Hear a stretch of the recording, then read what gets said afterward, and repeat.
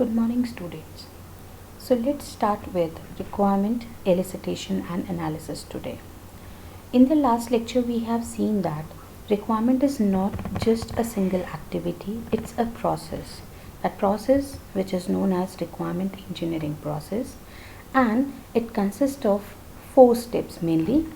Amongst these 4 steps, we have first activity that is carried out as feasibility study. Then the second one is requirement analysis and specification, right? So today we are going to focus on this activity, representing it with a diagram, the entire process of requirement engineering. The first one is feasibility study, which gives you a feasibility report. This triggers the second activity, that is requirement elicitation and analysis. Elicitation is gathering the requirement, and once you gather the requirement, you need to analyze that gathered requirement for several parameters. So the output that is achieved is system models, that is the diagrams that are being prepared, and these models will be a part of SRS document. Then further, second step is requirement specification, where we prepare user and system requirements along with functional and non-functional requirements, which act as an input to SRS document. Now this is an iterative activity because you need to keep on iterate or repeat these steps until unless all the requirements are being identified. Then finally we go for validation. We validate whatever requirements you have gathered, right? We try that we have gathered all possible requirements, and finally the last step is your SRS document that is prepared. So these are iterative activities. These are the intermediate, like you can say, the deliverables, and final deliverable is your requirement document, that is SRS. So let's elaborate this. After an initial feasibility study, the next stage of the requirement engineering process is elicitation and analysis. It is also known as gathering of requirements. Here the requirements are identified with the help of customers and existing processes if available. So simply it says that you need to identify the requirement. Now from whom to identify these requirements? We need to identify these requirements from the stakeholders, right?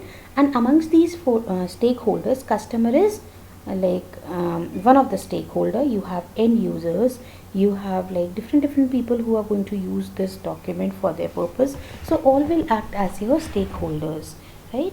In this activity, software engineers works with customer and system end users to find out about the application domain, the services the system should provide, the required performance of the system, hardware constraints, and so on. That means we need to identify lot much of information, right?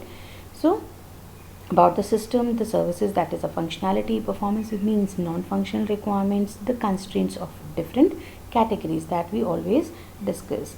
Then once you have gathered the entire requirement, that is elicitation is done, we go for analysis.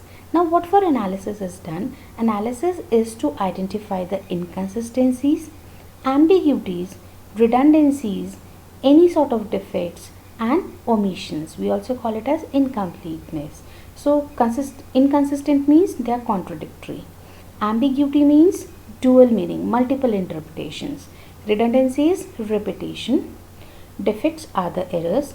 Omissions are, have we left off anything, right? So we need to analyze the gathered requirement for all these parameters, right? We describe requirements in terms of relationship and also resolve conflicts if any. So that is so simple. Now what are the stages of elicitation and analysis? How it is carried out, right? Software engineers work with a wide range of stakeholders to find out about the application domain and all that. Stages are, first of all, we have to discover the requirements. That means identify the requirements. Once you identify the requirements, go for classification and organization, right? We have to move towards a systematic approach now. It's not that simply you go and inquire with the stakeholders, you collect all the requirements in one place and the work is done. No, right? Be systematic because you have to identify each and every minute detail of your application under development, right? So discover it, classify and organize it. Like if I say you're supposed to prepare a software for Graphicera, so classification and organization means Graphicera has 2 universities, state university and a deemed university, right? Then Hill University or a state university is having 3 campus, while deemed university having 1 campus. Then another breakdown will be the courses which are running in these separate universities. For each one of that you need to prepare it a tree like diagram. Then amongst the courses, what are the branches? Among the branches, what are the specialization? So that is classify and organize them properly, right? Then requirement prioritization and negotiation. Now once you have prepared this functional breakdown or a tree like structure, now ask the customer to prioritize which requirement he wants first, because not all can be developed at one go. We have to go for incremental delivery, so you need to get it prioritized by the customer and negotiate. If it is like customer said he wants 2 requirements as of now in 10 days of span.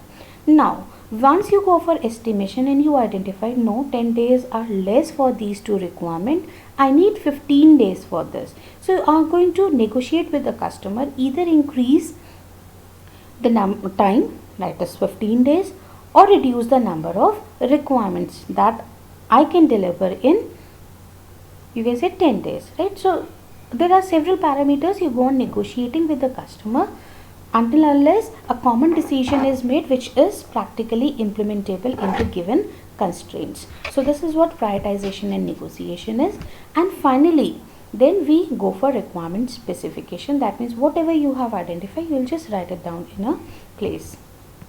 So diagrammatically it is a cyclic process, right? You discover it, classify and organize it, prioritize and get it negotiated, requirement specify, right? Okay, so you just write the requirement here. Again repeat, identify more you can say requirements, again classify and organize, get it prioritized and negotiated, and then jot it down at some place. So you keep on repeating this cycle again and again until unless all possible requirements are gathered, right? So this is what is represented here, right? Now coming up to the details of discovery. The process of gathering information about the required and the existing system and distill the user and system requirements from this information is the part of this discovery. That means what system you are going to develop, about the required system, the proposed system that we are supposed to develop, and if there exists any existing system for that, right? Say you are going to prepare a library automation system for graphic era. So we know that existing system is there. So first of all you will try to identify the requirements of that existing system, what that system is doing, and then you will identify the system of your proposed system, what we are supposed to do. Either you are going to enhance that system, or you are going to automate that system, right? Or you are going to do, like, both the cases could be possible, a hybrid one. You're automating also and you're going to enhance your system also, right? Or you're going to adapt it to the change in the environment. So any sort of work is there, you need to gather the requirement for that, right? And distill the user and system requirement from this information. So whatever information you gathered from this existing and the proposed system, identify the users and system requirement as well as functional and non-functional requirement. Now in order to carry out this process, you have to interact with a number of stakeholders, right? I've told you earlier also, it's not that you directly get the requirement as far as your knowledge is without having a systematic approach. That won't fetch you all the requirements. So first step is, in order to discover the requirement, you must identify the stakeholders and then get the requirements of that individual stakeholders in detail. Then it could be possible that you are able to gather maximum information from these stakeholders with their viewpoint perspective, right? So the possibility of, like, you can say incompleteness and everything would be less in that case. So let's talk about our case study, that is mental health care patient management system. So who all will be the stakeholder of that system? If I'm not going to identify the stakeholders, simply I would say, what is the requirement for mental health care patient management system? We need patients, doctors, like requirement of general requirements of an hospital will try to identify. But let's see stakeholders, what is the role they play. Okay, this is a common one. We know that patient and will whose information is recorded in the system, right? So one of the stakeholder is this. We need the requirement of this patient, what he is expecting from the system, right? Then doctors, right? Doctors are who's responsible for assessing and treating the patient. Nurses, okay, who coordinate with the consultation with the doctors and administer some treatments to the patient.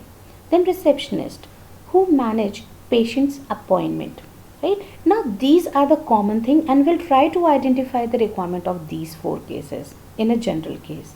But in this system we do have other stakeholders also, and they do are having certain requirements in the system that needs to be identified and implemented, right? If you don't identify these stakeholders, definitely we're not going to identify their requirements also. So finally at the end our software is going to fail, because we haven't implemented all the requirements pertaining to the system, right?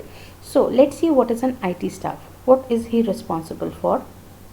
So IT staff is a person who is responsible for installing and maintaining the system. It is an automated system. I have told you it's a client server architecture with a centralized repository. So you need to have this in place properly. Then now since you are using the patient's personal information, so we have an ethical manager also, right? Who ensures that the system meets current ethical guidelines for patient care. Ethics is important. You cannot reveal the information of that person to someone else, right? So ethics are there. You have to follow a particular protocol. Then healthcare managers, who obtain management information from the system. Now you know that the system is a government campaign, right? So ultimately you need that management information and reporting also from time to time, so that it can be given to the relevant authorities for taking the necessary action, right? And the lastly, it is medical record staff, right? So IT staff, medical record staff, see the difference between them. IT staff is responsible for installing and maintaining your system that is under development, while medical record staff, who are responsible for ensuring that the system information can be maintained and preserved, and that record keeping procedure have been properly implemented. So it's relevant to the working of the system, while it's the related to the hardware, right? So see, these are the specific four different users or the stakeholders which normally we would have not considered while identifying the requirements. So the first step is, right, you must know who all are the stakeholders, and then you go for identifying the requirement of individually of all these stakeholders. Then comes next is, okay fine, you know the stakeholders. Now how to gather the information from these stakeholders, right? If I simply go and ask them, maybe they are busy with something else, they just gave a vague answer, or due to lack of knowledge they give whatever they are working on, not for the entire system, right? So it might happens that you're not able to gather all possible requirements, right, due to some other reason.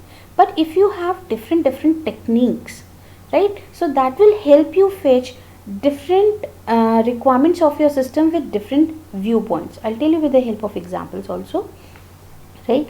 Let's see, the first and the most common way of getting the requirement is interviews. You carry out an interview, that is a face-to-face interaction with a stakeholder.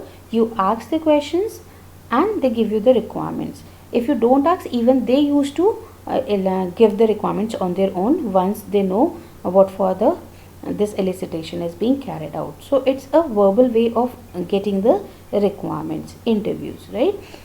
Now what is a major drawback? Though we are able to gather like requirements, but the drawback of an interview is maybe the person with whom you are inquiring the requirement is not confident, right? Or he hesitates, right? Hesitation. Or he thinks maybe his communication is not good. He's not good at speaking in English, right? So it could be misinterpreted what he says, right? Then apart from that, the feeling of being evaluated, right? If I say something, let's take an example of the class. If I ask a question to a person in the class, whether he's going all the students gives the answer. No, think keeping yourself in that place. You're the students or faculty or the head of department asks you certain question. Do everyone answers? No. What are the feelings that move in your brain, right? That is, maybe you're not confident, right? Maybe you don't have the complete knowledge about that, right? So you hesitate to speak. You feel that others are going to criticize if I say something wrong, right? Or they'll make fun of you later. And apart from this, maybe you'll feel the faculty is going to evaluate you. The feeling of being evaluated. If I say something, based on that, my performance will be graded, right? If I say something wrong, ultimately I'll lose my marks in that case. So this is what certain like drawbacks of an interview. So we go for another method. That means individually one method is not self-sufficient method. We have to use different methods so that you can get maximum possible requirement, right? So all the methods as far as possible are being used to gather the requirement. Now the second one is a written way of identifying the requirement, that is questionnaires. So what happens in a questionnaire? A drafted form is there where all the relevant questions relevant to a particular problem is jotted down and the options are given to you. You are just supposed to mark the correct option, like MCQs, right? So okay, fine, you have drafted all the questions and you're getting the answers from the user. A systematic way, very easy way. In this way you can get the information from lot many people. In the interview you're going to have face-to-face interaction. It's a time consuming, but questionnaire you have drafted it, you take a number of prints and distribute among the stakeholders and get back it. So hardly 5 or 10 minutes task is this, and then you have to summarize whatever is being there. But the problem associated with the questionnaire is maybe the person who has drafted this questionnaire, definitely he is an analyst, right? Requirements is being done by analyst. So maybe he is having lack of knowledge, so he has not identified all possible questions. It might happen, we are humans, we might skip one or the other thing, right? We haven't drafted all possible questions pertaining to that system. Or it might be, though we have drafted it and we have written four options for each of the question, but it might be possible there is a fifth answer possible. All these 4 are wrong. Manual error. Or you have multiple answers to a question, but you can only mark one, right? And you don't have any remark field to justify your answer, why you are saying that fifth answer is correct, or the 2 answers are correct, or none is correct.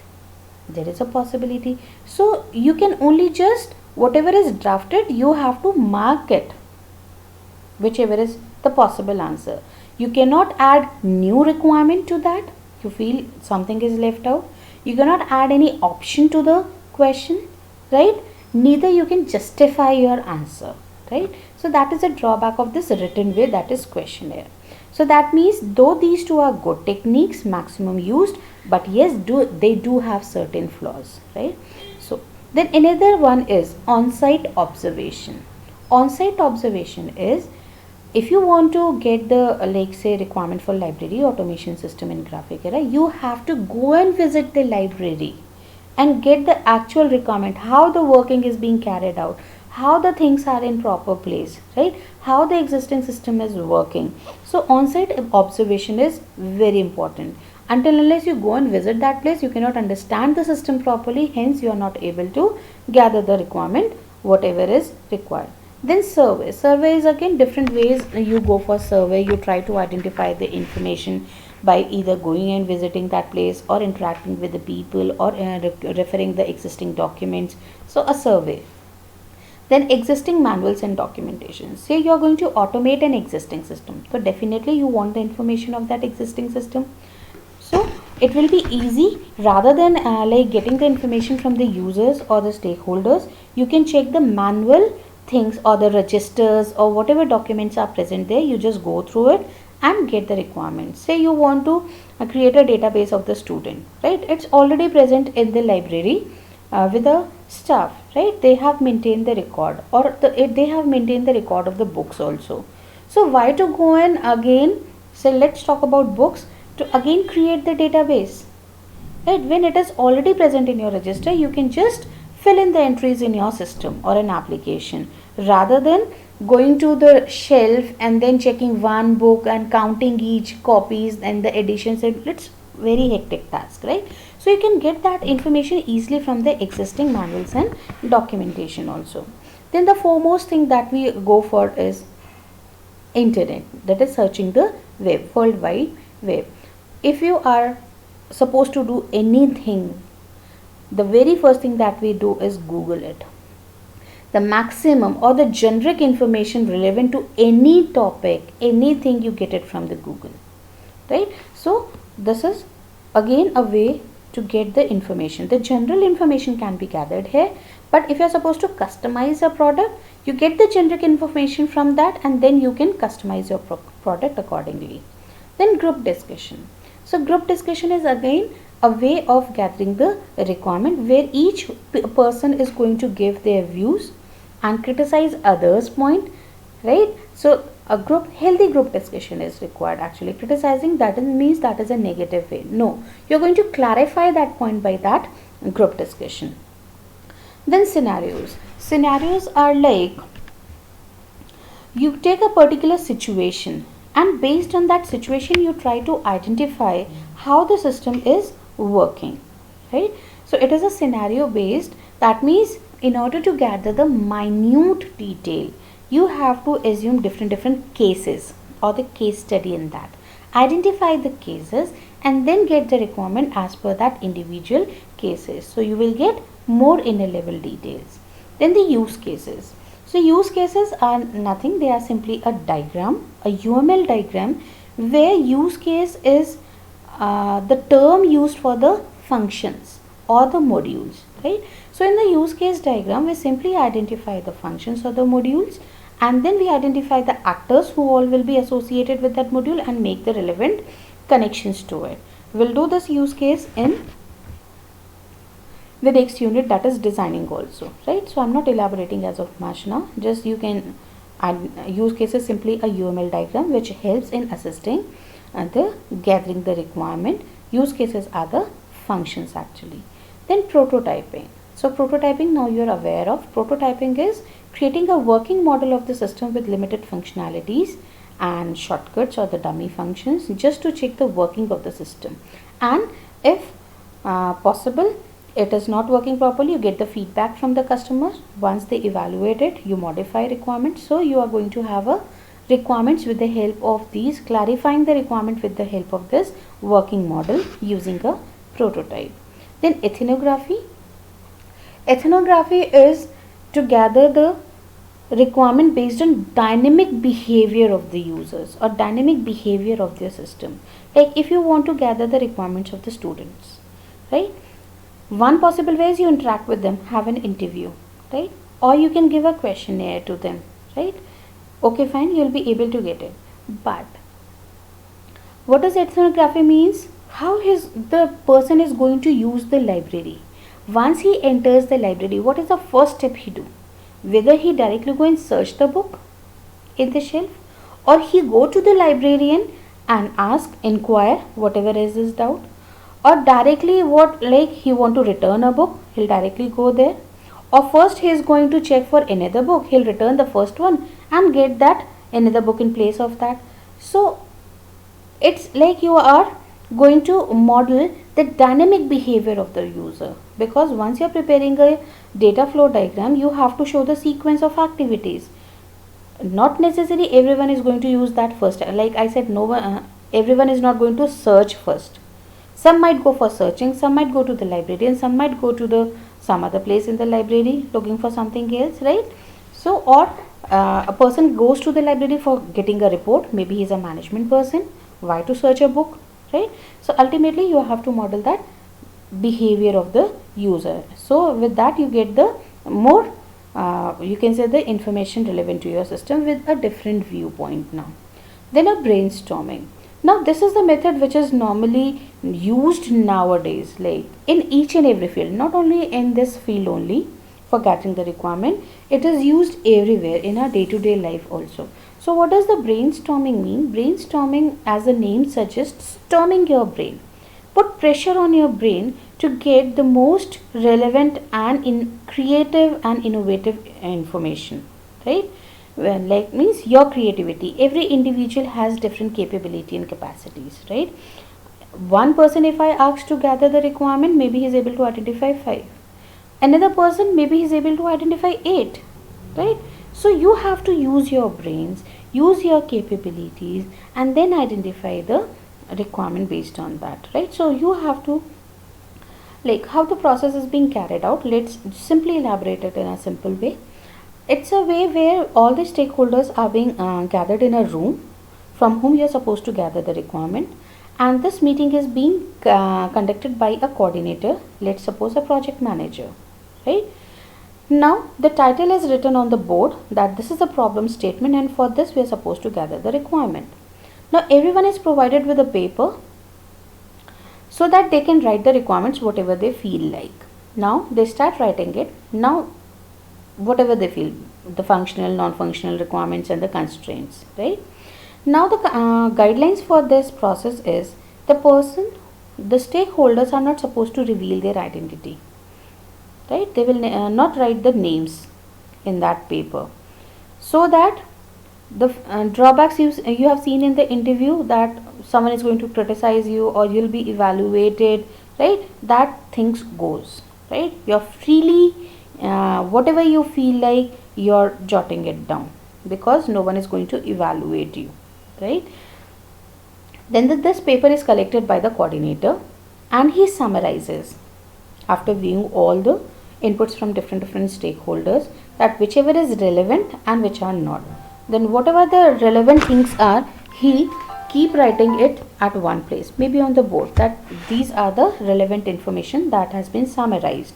Again, a paper is given back to the users, and they are being asked to justify, do you feel these points are correct, or you feel something is left out, so you can add more requirements, right? So this process keeps on repeating several times, maybe 5 to 10 times or more, depending upon the complexity of the project.